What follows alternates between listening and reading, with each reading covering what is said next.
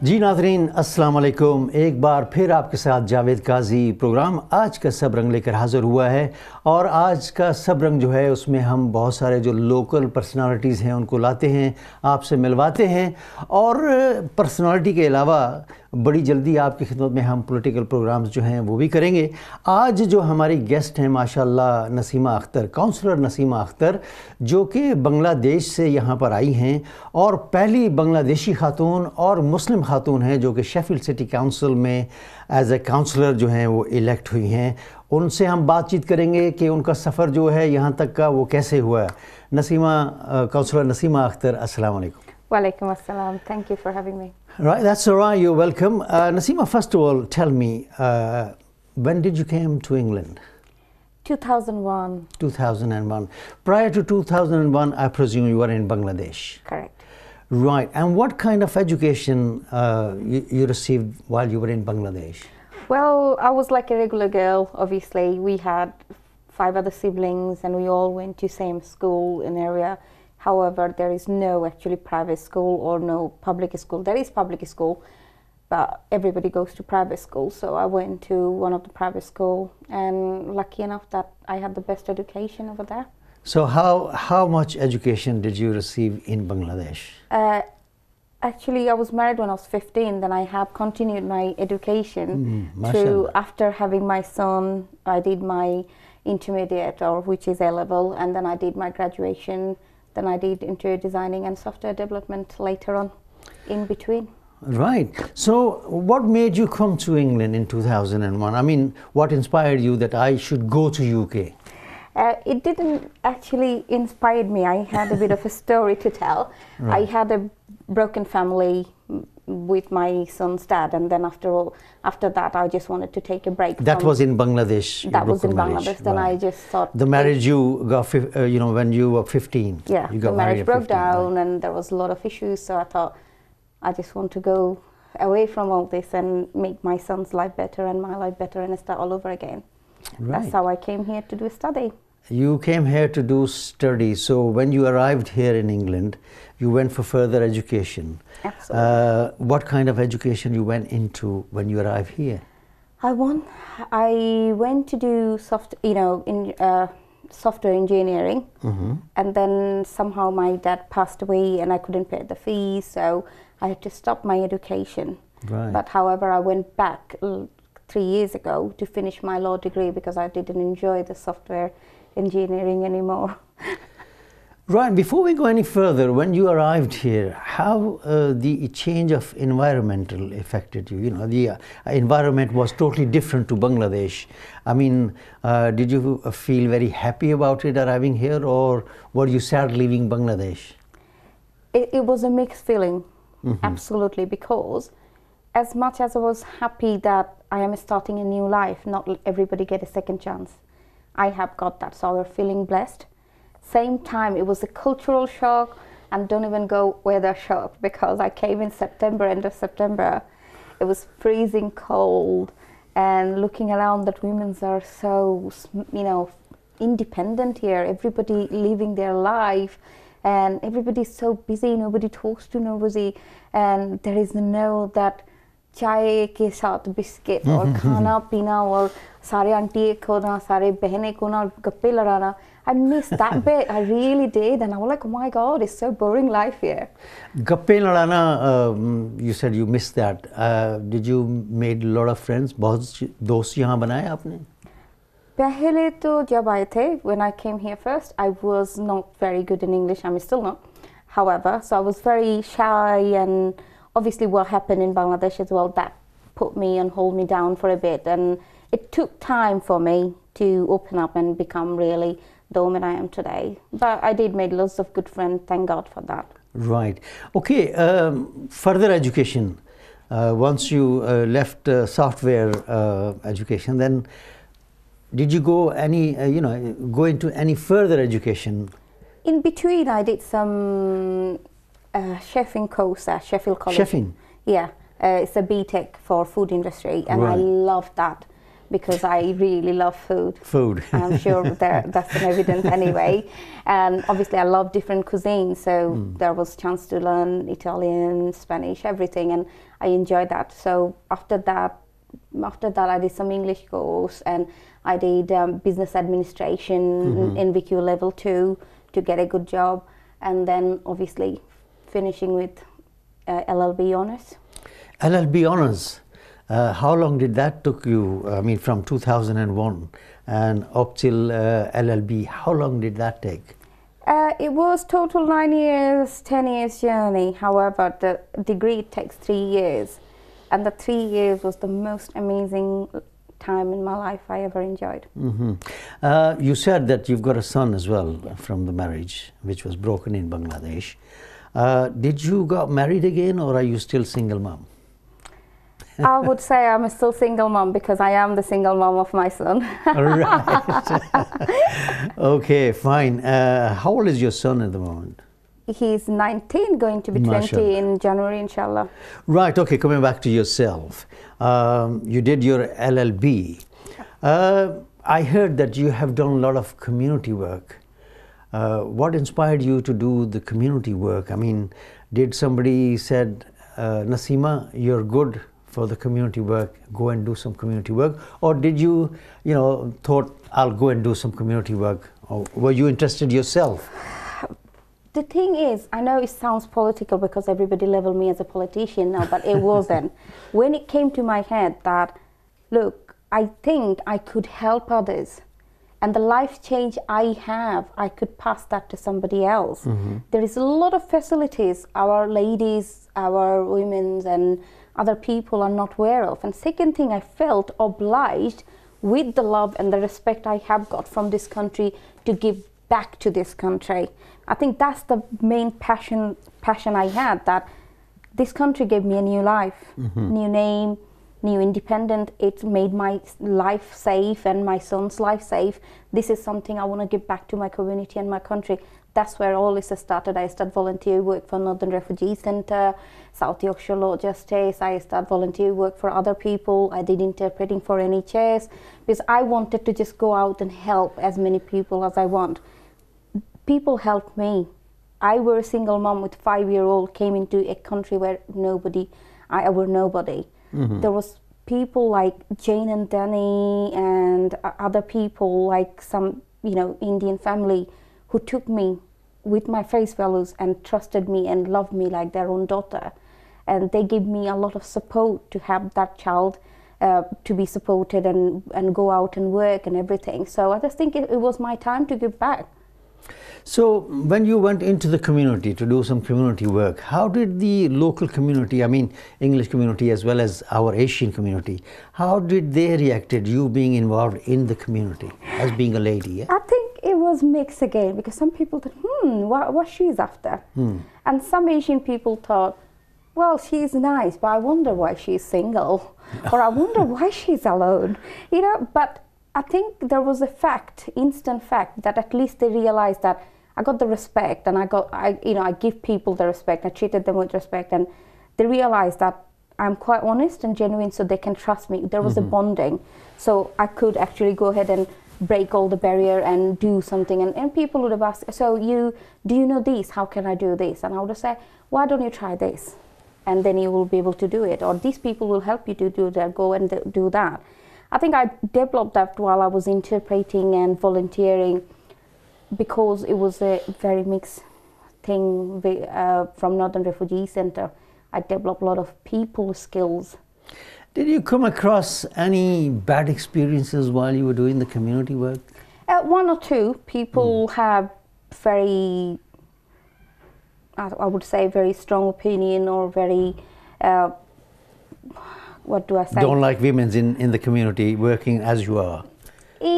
Maybe. Or right. It's just maybe like, oh, who do you think you are? All right. Why are you telling me? Who do you think you are? Go and do your own business. It's my life, whatever I can do. Right. I think that happened only one or twice where I got involved, sadly or wrongly, in domestic violence cases that, sorry, you're not allowed to do that. And people told me off for that.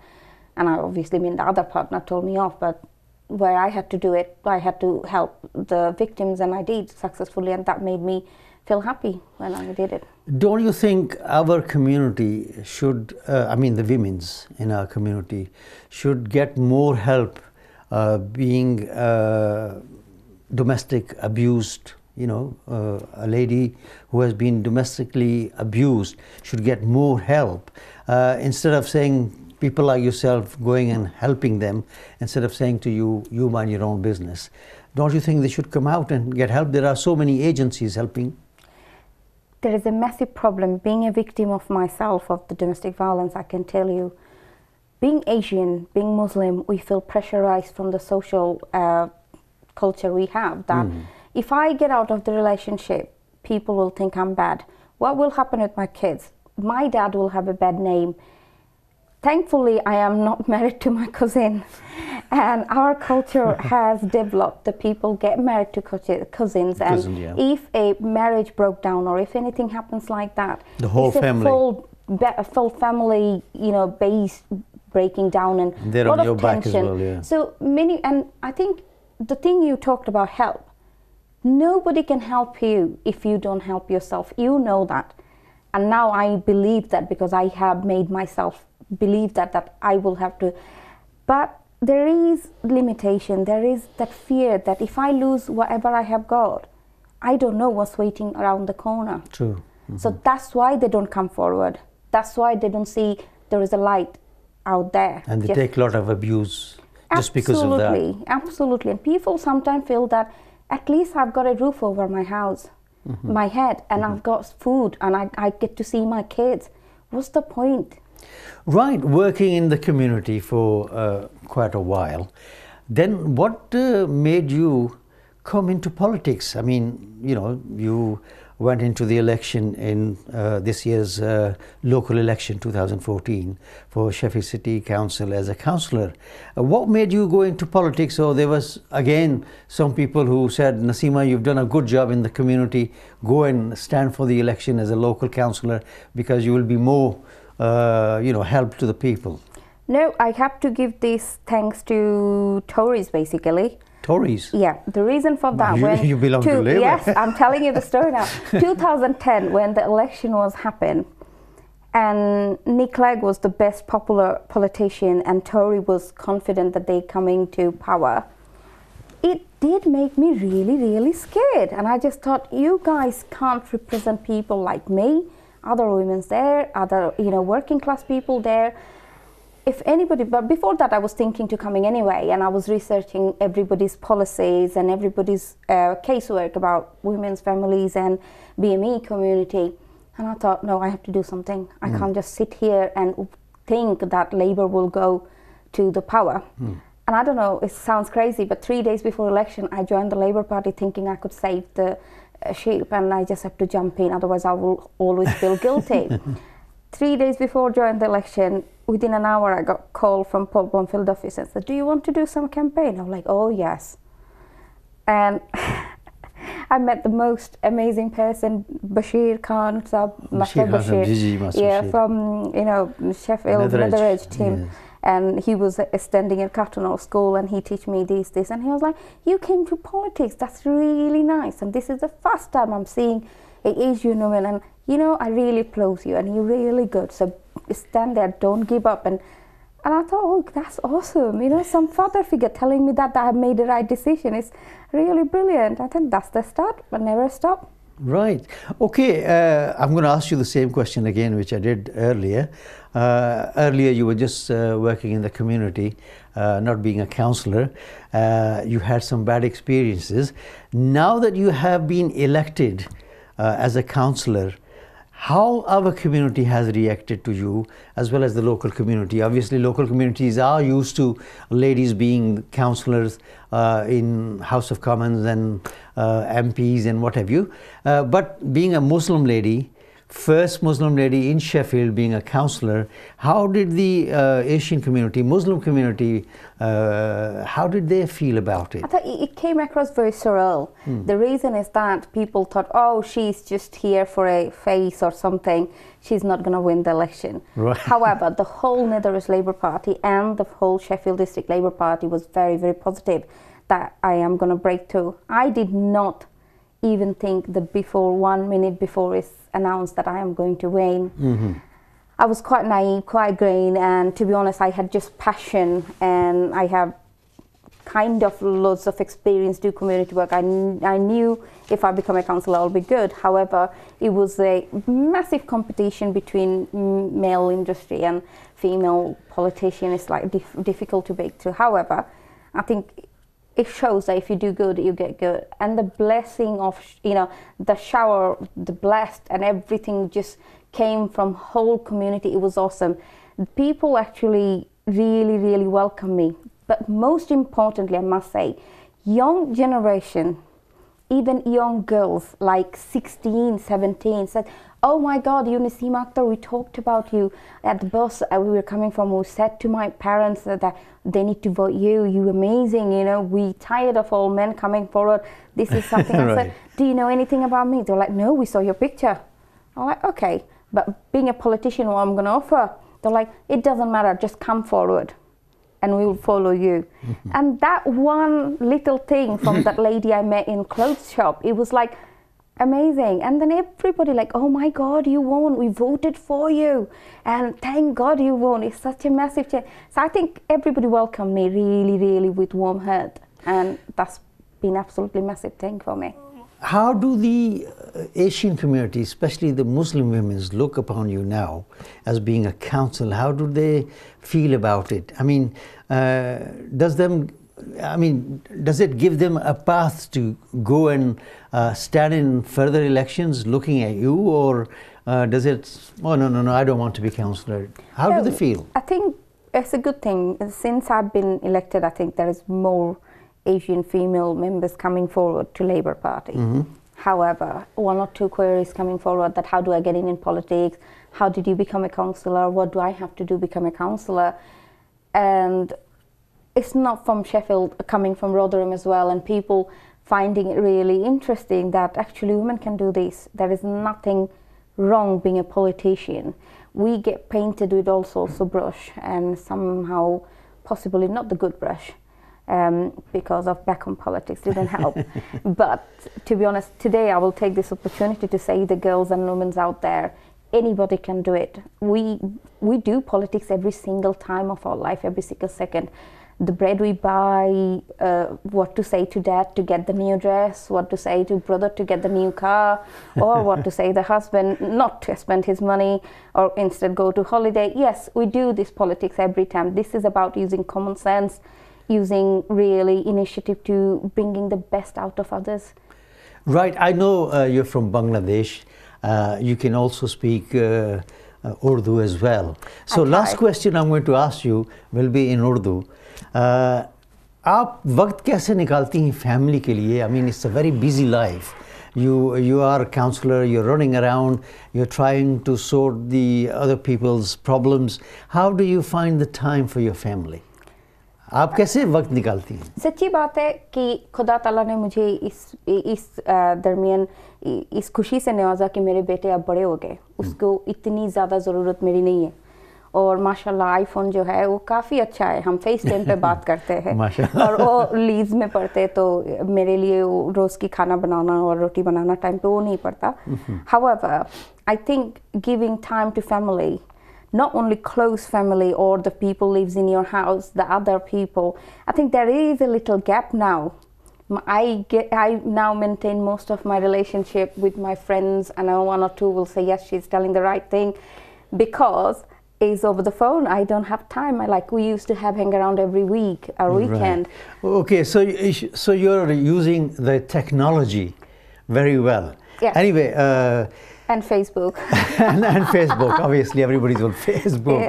नाज़रीन, यही था आज का सबरंग, और आज की जो हमारी गेस्ट थी माशाल्लाह बहुत ही बिज़ी पर्सनालिटीज़ हैं, और इसी तरह हम आपको दूसरी पर्सनालिटीज़ जो हैं शेफील्ड की, उनसे आपको हम मुलाकात करवाते रहेंगे, और इंशाल्लाह किसी दूसरे प्रोग्राम में दोबारा आपसे मुलाकात करेंगे।